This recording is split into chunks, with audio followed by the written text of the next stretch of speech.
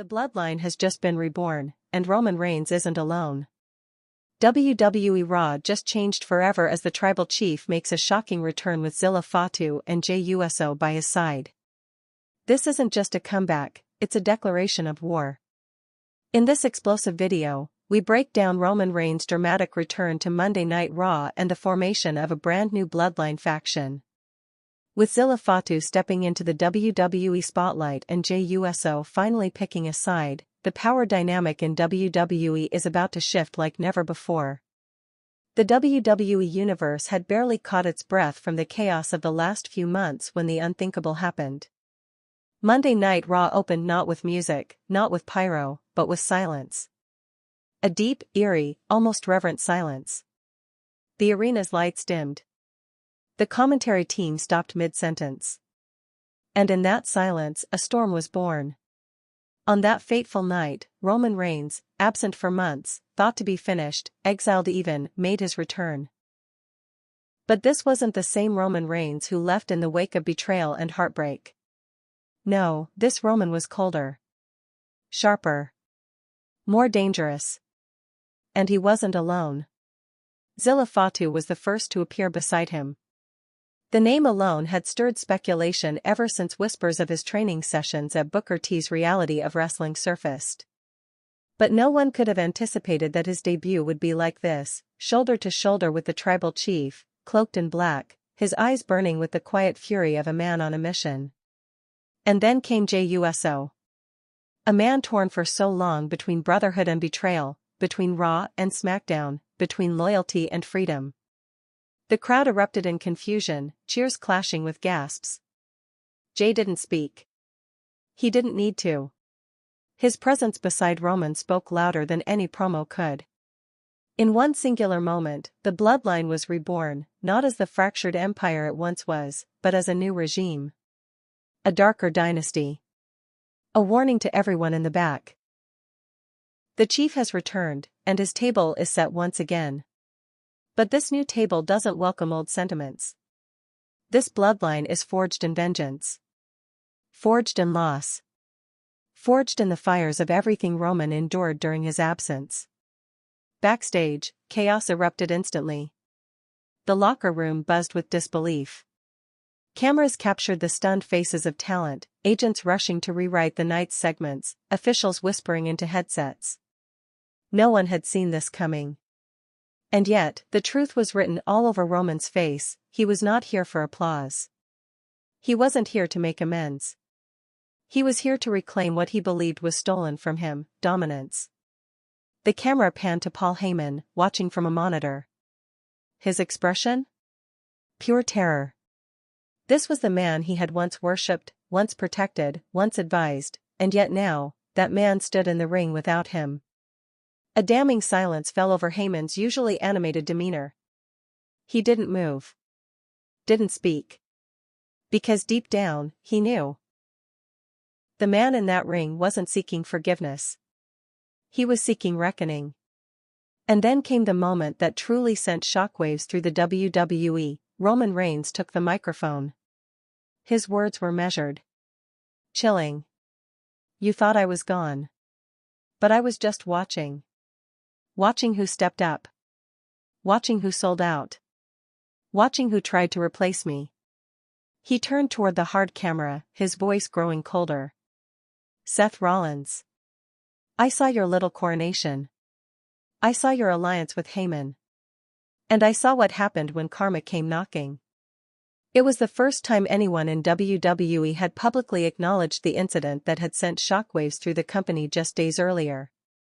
Seth Rollins, the reigning world heavyweight champion and self-proclaimed visionary, had collapsed during a dark segment at a live event.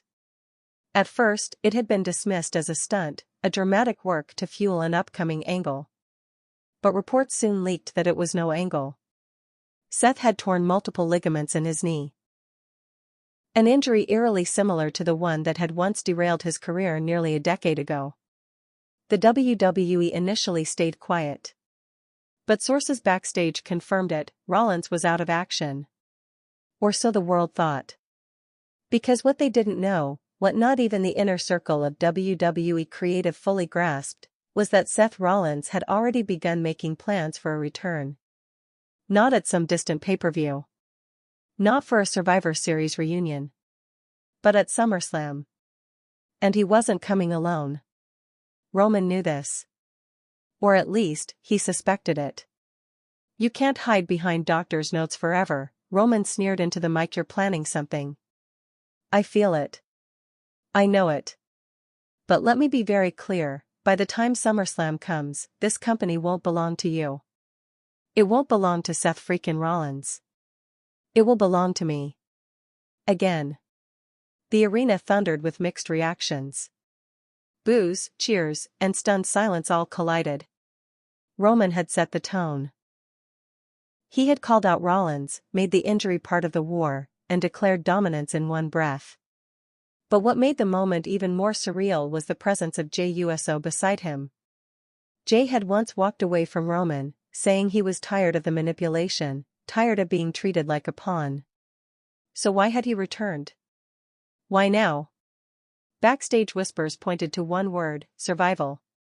In a landscape dominated by Solo Sikoa, Paul Heyman's faction, and the emergence of new powerhouses like Bronson Reed and Braun Breaker, Jey Uso may have seen the writing on the wall. Without Roman, the bloodline was scattered. With him? There was a chance to rewrite the legacy. Not as servants, but as equals. Zilla Fatu's presence only fueled the speculation further.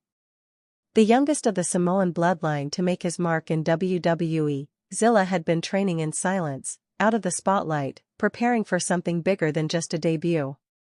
And now, it made sense. Roman had chosen him. Not Solo. Not Jimmy. Not even Rikishi's blessing could sway the fact that the future of the bloodline now had a new prince, and his name was Zilla. But while Roman was rebuilding his empire in plain sight, across the country, Seth Rollins was doing the opposite. Hidden away in a private rehabilitation center in California, Rollins was surrounded by only a few trusted figures. His wife Becky Lynch. His trainer. And one unnamed visitor who had flown in from Japan under the radar. Rumors swirled that Rollins had enlisted a new ally. Someone not from WWE. Someone who had nothing to lose and everything to prove. In the shadows of his recovery, Rollins was reportedly reviewing footage. Hours of Roman's promos. Matches. Every betrayal. Every manipulation. To some, it seemed obsessive. To those who knew him, it was classic Seth. He wasn't just rehabbing his knee. He was rebuilding his mind. His strategy. His vengeance. And when SummerSlam arrived, he planned to rise. Not just to defend his title, but to destroy the idea that Roman Reigns still ruled WWE. But timing is everything. Roman didn't wait. On the very next Raw, he stormed into the closing segment, interrupting a main event that was supposed to crown a new #1 contender. Chaos erupted. Zilla laid waste to the returning Chad Gable. Jey superkicked Sami Zayn out of the ring. Roman grabbed the championship belt off the announce desk, not his title, but Rollins, and held it high above his head. As if to say, "This belongs to me now." Commentators were left speechless. Not just because of the audacity, but because for the first time in years, the bloodline looked more dangerous than ever, and without Paul Heyman. Heyman's absence raised more questions than answers. Was he scared? Was he banished? Or was he planning something of his own? Sources backstage say Heyman hasn't taken calls from Roman in weeks. Others believe he's already hedging his bets, waiting to see who will come out on top before aligning himself again. What is clear, however, is that SummerSlam is no longer just a pay-per-view. It's a war zone. Roman Reigns and his new bloodline, Zilla Fatu and Jey Uso, have drawn the first line in the sand. Seth Rollins, injured but not broken, is preparing a response. And between them stands a company teetering on the edge of a new era. But perhaps the most terrifying reality is this: Roman Reigns isn't seeking victory. He's seeking vengeance. He's seeking control. And for the first time in years, it doesn't matter if the audience boos or cheers, Because Roman isn't here to entertain. He's here to conquer. Backstage at Raw, the walls buzzed with the kind of fear that only comes when something bigger than creative direction has taken hold. This wasn't just a storyline. It felt alive. Real. The return of Roman Reigns wasn't a segment, it was a shift in the DNA of WWE. Talent were seen pacing the hallways, whispering in clusters. Some wondered if their pushes would survive the storm. Others questioned what alliances could protect them. But no one, not even the producers and Gorilla, could ignore what just happened. Roman hadn't simply returned, he had reclaimed the entire show without permission. And the message was loud, Raw belonged to him now. Meanwhile, in a dimly lit locker room in Florida, Solo Sikoa sat watching the footage with bloodshot eyes. His fists clenched tighter with each frame. Zilla Fatu, his own cousin, had chosen Roman. And Jey Uso, the brother who once walked beside him, had returned to the man Solo had vowed to surpass. The betrayal wasn't lost on him. What once was a mission to lead his own version of the bloodline had now become a race against extinction.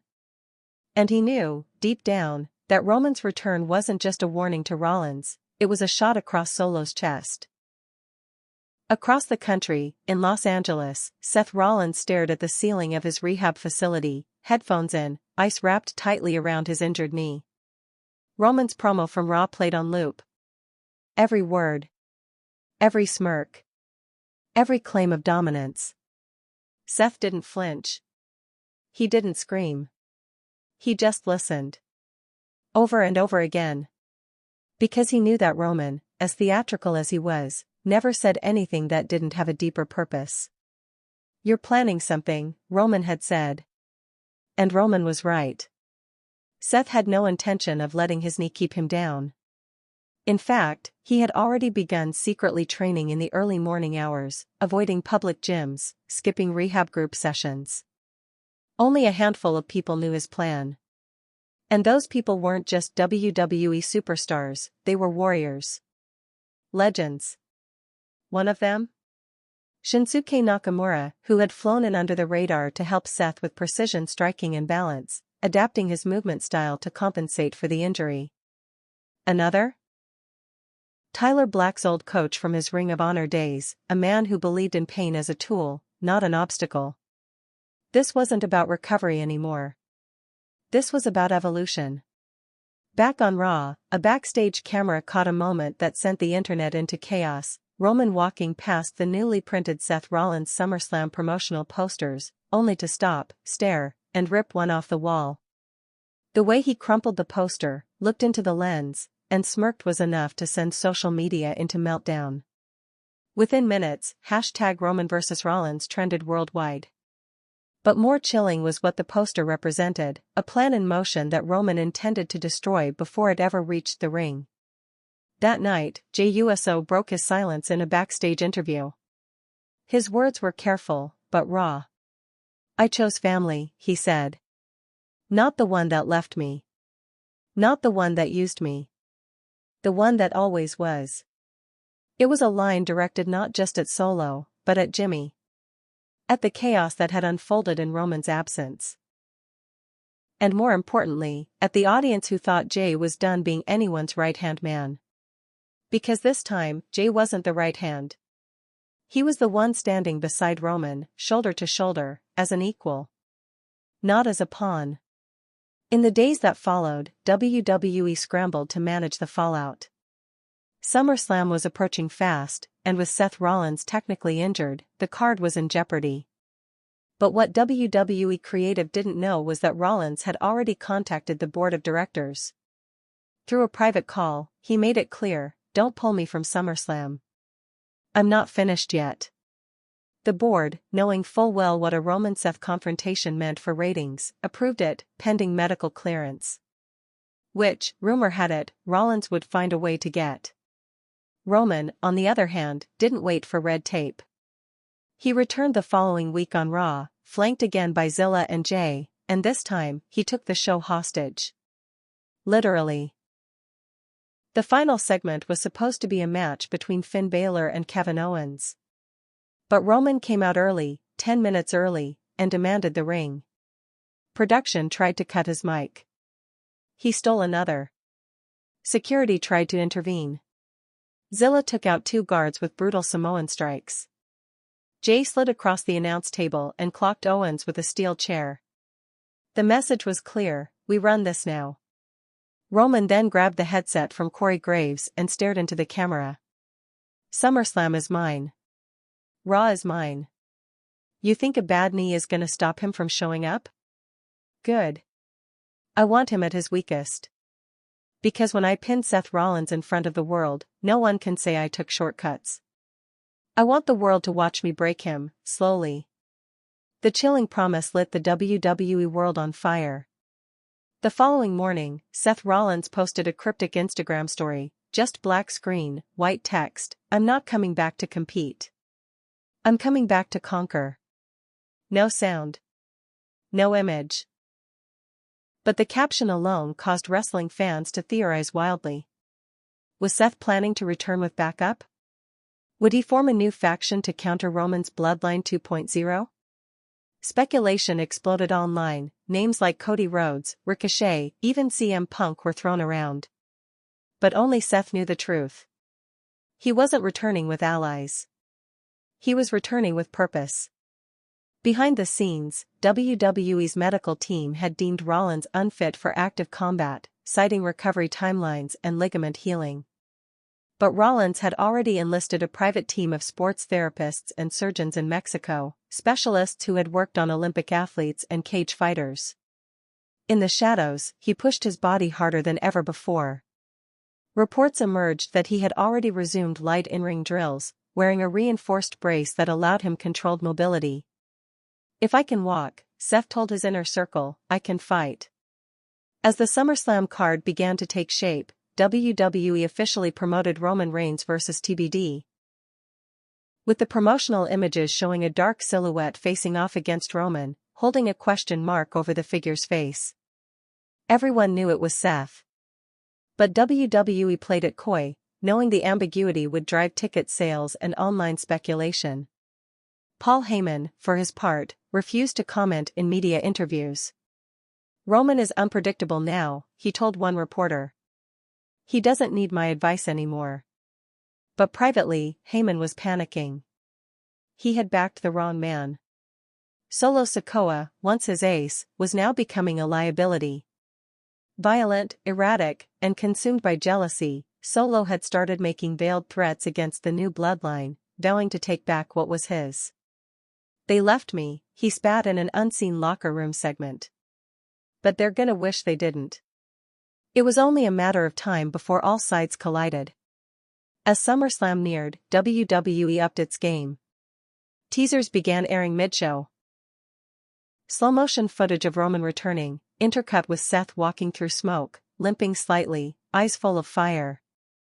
One promo simply ended with a voiceover, one reign ends. One bloodline falls. Who will be left standing? Back in training, Seth prepared for the most dangerous match of his career. Not just physically, but emotionally. This wasn't just a title defense anymore. This was personal. Roman had insulted him, mocked his injury, and tried to erase his legacy. And worse? He had done it while wearing the crown that Seth once said he never needed. But now? Seth knew the truth. He needed to end this war, not for the company, not for the fans, but for himself. And across the arena, Roman Reigns sharpened his edge. He didn't watch tape. He didn't rehearse. He sat in silence, listening to the roar of the crowd from behind the curtain. Because Roman didn't prepare for matches. He prepared for dominance. The stage was set. The air was electric. SummerSlam was now more than an event. It was a reckoning. WWE had spun its largest stage of the summer into a theater of war. And at the center of it all stood Roman Reigns and Seth Rollins, two men bound by history, betrayal, pride, and pain. One, a returning king with a reforged bloodline. The other, a wounded warrior crawling back from the edge of collapse, carrying more than just a title, he carried defiance. The kind born in silence, in solitude, in suffering. The opening video package rolled. But instead of a highlight reel, WWE played a cinematic sequence, empty arenas, echoes of the crowd, old footage of Roman and Seth together, Shield days, championship wins, WrestleMania staredowns, all overlaid with haunting voiceovers. "I never betrayed him," Roman's voice said. "He betrayed himself." Then a flash cut to Seth's recent Instagram caption, "I'm not coming back to compete. I'm coming back to conquer." The match wasn't last. It wasn't even advertised as the main event. But everyone knew.